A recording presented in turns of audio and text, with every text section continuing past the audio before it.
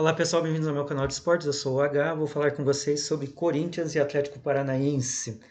Hoje eu precisaria de muito tempo para explicar o que aconteceu hoje nesse jogo. Tem muitas vertentes, tem muitos detalhes, né, que levaram a acontecer esse resultado. Vamos lá, começando com o primeiro. O Corinthians não jogou com seu time titular, mas tinha grandes jogadores, né? Inclusive o Roger Guedes, que é um jogador excepcional. Nós tivemos um primeiro tempo ali no qual o Atlético quis se impor já de início, o que todo time grande deve fazer, né? Demonstrar que não veio para empatar, que não veio para perder tempo, que está disputando realmente uma vaga na Libertadores. E os primeiros 5 minutos foram do Atlético. E aí, num lance que poderíamos chamar de um lance isolado, acabou saindo o gol do Corinthians. E aí, por alguns fatores interessantes, o Atlético ele tem poucos zagueiros bons, eu diria que um zagueiro bom, né? Que é o Thiago Heleno. O Thiago Heleno é o cara que cabeceia, o cara que vai na bola, é o cara que comanda a zaga. Quando ele não tá, o Atlético joga diferente, o Atlético tem dificuldades, o Atlético não consegue a marcação. É, em que pese o Balbuena ter cabeceado muito bem essa bola, que ele cabeceou quase da entrada da área e acabou botando lá no ângulo. E para vencer o Bento não é muito fácil, vocês sabem muito bem disso, mas ele venceu o Bento. E esse lance meio que mudou a história do jogo. Em que pese até não ter sentido o gol, foi para cima do Corinthians e tentou fazer as jogadas. O Vitor Roque teve ali uma boa oportunidade de empatar o jogo, acabou não empatando, mas ocorreu umas situações interessantes ali no primeiro tempo. O Atlético conseguiu fazer algumas jogadas, só que nenhum dos ataques do Atlético foi direcionado ao gol. O Carlos Miguel acabou não fazendo nenhuma defesa no primeiro tempo. Mas não é que o Atlético jogou mal, é que o Atlético ele tem uma falha crônica que é o finalizador. O Atlético não tem esse finalizador. Foi gasto bastante dinheiro, mas, assim, às vezes você tem jogador e você não tem um time. Às vezes você tem um time e não tem jogador, né? Então, o que que o Filipão fez aqui? Ele organizou um time, mas ainda para o time ideal do Filipão, você precisa desse finalizador. Assim como ele tinha no Grêmio o Paulo Nunes, o Jardel e outros tantos ali que passaram pela mão dele, ele não tem esse finalizador. E outra coisa interessante que é assim, o nosso grande jogador do meio ali, que é o Terans, ele estava sem inspiração no primeiro tempo. Ele mudou completamente no segundo. Já vou explicar para vocês o que aconteceu no segundo tempo. E aí, nós temos dificuldades ali nas laterais. O, o Orejuela não reeditou assim, as suas boas apresentações dos últimos jogos. Acabou fazendo um bom cruzamento, que foi esse que chegou ali para o Vitor Roque, mas um cruzamento no primeiro tempo todo. Então falta assim. Eu não sei dizer se isso é a história de estar se poupando para a final, porque falta 20 dias, então o pessoal tem medo de se machucar, pode ser isso, mas pode ser uma falta de qualidade mesmo, sabe? Está faltando um pouco de qualidade, então nós não temos bons zagueiros. Eu estou dizendo para vocês aqui que o Pedro Henrique ele seria um bom reserva do Thiago Heleno. Então nós temos um zagueiro titular, que é o Thiago Heleno. Quando sai o Thiago Heleno, o negócio fica mais complicado. Aí nós não temos substitutos para ele.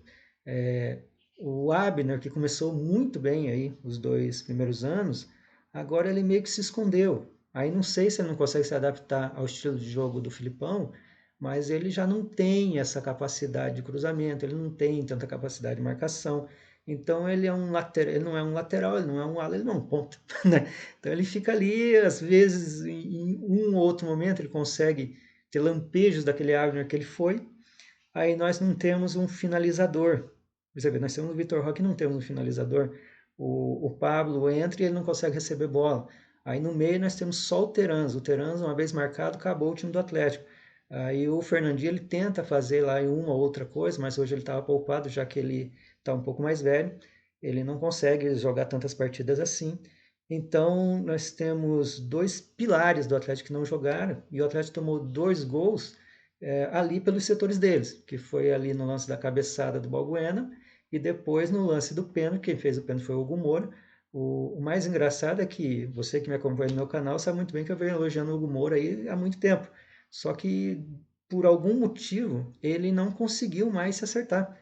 ele não está conseguindo fazer marcação, ele está chegando atrasado, ele está fazendo pênalti, que nem ele fez hoje, quando foi sinalizar o VAR ali, pensou que era algum toque de mão, algo assim, mas não, o cara deu uma solada no cara dentro da área, né?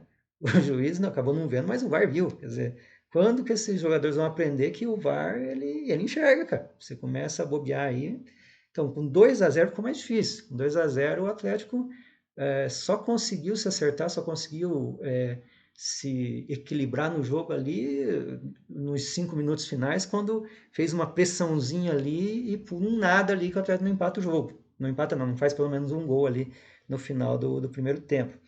Aí nós vamos para o segundo tempo. No segundo tempo houve a troca ali de jogadores, o Filipão, ele não, ele não tem repertório no que se refere à troca de tática, sabe? Ele não troca de tática no meio do jogo. Isso é notório. Então, assim, ele começa com uma tática, ele termina com uma tática. Os treinadores brasileiros, que são muito espertos, eles já sabem como é que o Felipão funciona. Então, se ele começa o jogo de um jeito, ele termina do mesmo jeito. Ele troca uma peça, troca a outra. Aí o que aconteceu? O lance é que com 2-0, o Corinthians desistiu do jogo. Ele falou, não, o jogo está definido e eles simplesmente não jogaram mais.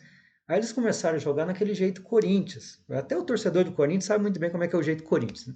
Aquele negócio de dar a bola para os caras e se der a gente faz gol no contra-ataque. Uma coisa que eu esqueci de falar no primeiro tempo é que o Roger Guedes recebeu pelo menos umas 5 bolas com capacidade de fazer gol. Né? Acabou não fazendo. Até ele se atrapalhou ali, que a bola deu um drible nele, foi uma coisa medonha. Mas a verdade é que o Roger Guedes está dando muito trabalho para a defesa do Atlético Paranaense. Quando o técnico do Corinthians, não consigo lembrar o primeiro nome dele, é o Pereira lá. O Pereira tira o Roger Guedes, resolve a vida do Atlético. O Atlético não tem mais problema com o ataque do Corinthians. E aí os zagueiros do Corinthians brilharam, né? Porque o Atlético tentava, eles tiravam, e ali praticamente até os 20 e tantos minutos o Atlético não tinha chutado bola em gol ainda, né? Quando chutou, foi com o Terans, foi fenomenal a defesa que o Carlos Miguel fez. Foi fenomenal. Depois, outra cabeçada do Terans, fenomenal a defesa do Carlos Miguel. Então, assim, grosso modo, né? Se eu já tivesse sorte, tinha virado esse jogo, porque era para ter saído 3 gols. Mas é que o Carlos Miguel não é à toa que está no Corinthians, né? O goleiro que está no Corinthians é goleiro bom. Então, o que aconteceu? O Atlético dominou as ações ali no segundo tempo. O Corinthians praticamente não chegou. Quando chegou, o Bento também, que é um goleiro fenomenal, né? Fez uma defesa maravilhosa. Então, assim, é um jogo para quem gosta de futebol, um jogo muito bom de ser assistido. Um jogo assim, se você não torce nem para o Corinthians nem para o Atlético, você vê esse jogo e fala assim, nossa, que jogo bom. Que assim, tem tática, tem defesa, tem goleiros brilhando, né? Tem emoção, teve muita coisa nesse jogo. Ali perto dos 30 e tantos, né? 36, 35, o Eric acabou fazendo o gol, que deixou o jogo um pouquinho mais movimentado, mas ali a experiência, né, do Corinthians, que não só pelos jogadores e também pelo próprio time, né, acabou segurando ali essa vitória, que poderia ter havido de novo empate. O Atlético, assim como teve chance conseguiu, né, ganhar pontos no final de alguns jogos, nesses 2 últimos jogos perdeu a chance de ganhar mais pontos. E assim, perdeu a chance de ganhar contra o Fortaleza, perdeu a chance de empatar agora contra o Corinthians, porque a bola chegou a caráter de marcar para o Eric, se não me engano, agora não sei se foi ele, mas ele acabou dando a bicicleta, não fez, né? E contra o Fortaleza também, no final do jogo, o Atlético teve a chance de virar o jogo e não conseguiu virar o jogo.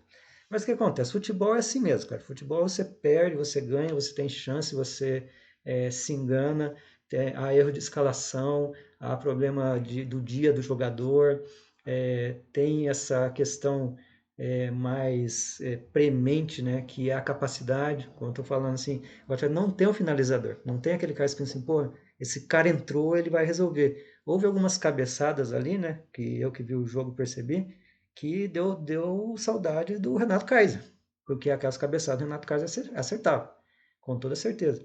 Ele era um cara que sempre colocava longe do alcance do goleiro. E, infelizmente, nós não temos nenhum Renato Kaiser, né? Mas daí assim, pô, os outros são mais caros. Por que o Canóbio não está ali? O Canóbio não está ali porque não é o esquema de jogo, né? Porque tem tudo isso. Quando você fala em futebol, você pensa assim, porra, um cara faz falta para um esquema de jogo, né? Talvez nesse esquema de jogo, mesmo ele estando ali, ele não ia conseguir fazer o que ele fazia lá quando ele jogava com o Alberto Valentim. Então, assim, esse 4-3-3 do Filipão, ele é um jeito de jogar que pode dar mais posse de bola, pode dar uma esperança de conseguir vencer. O Atlético, nesses dois jogos, em que pese o primeiro tempo, mas assim, ele teve mais posse de bola, ele conseguiu mais domínio de jogo, ele conseguiu fazer mais, criar mais jogadas, principalmente que o Terence estava ali e tal, mas quando consegue essa criação, não tem um finalizador. Às vezes tem um finalizador, não consegue criação. Então esse equilíbrio está muito difícil de conseguir. E uma coisa interessante é que o Luiz Felipe Scolari, ele é um cara que ele tem esse gabarito para simplesmente testar novos jogadores ou novas formas de jogar contra o Corinthians.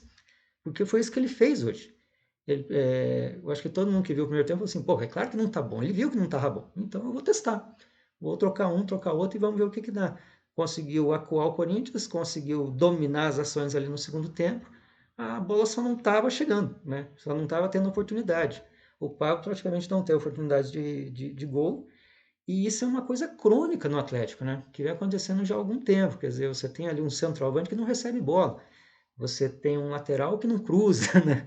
Você tem um cabeceador que não cabeceia. Aí, poxa, a grande jogada hoje foi o cruzamento de escanteio do Coelho, né? O Coelho, imagina, ele entrou na segunda etapa, mas ele começou a ter chance de cruzar de escanteio ali no final do segundo tempo. Então, assim, não foi uma coisa constante. Então, houve um certo domínio, mas assim, mas você está dominando um time do Corinthians que é a segunda prateleira, né, do time. E, e assim, e com 2-0 no lombo, né? Então, o que acontece?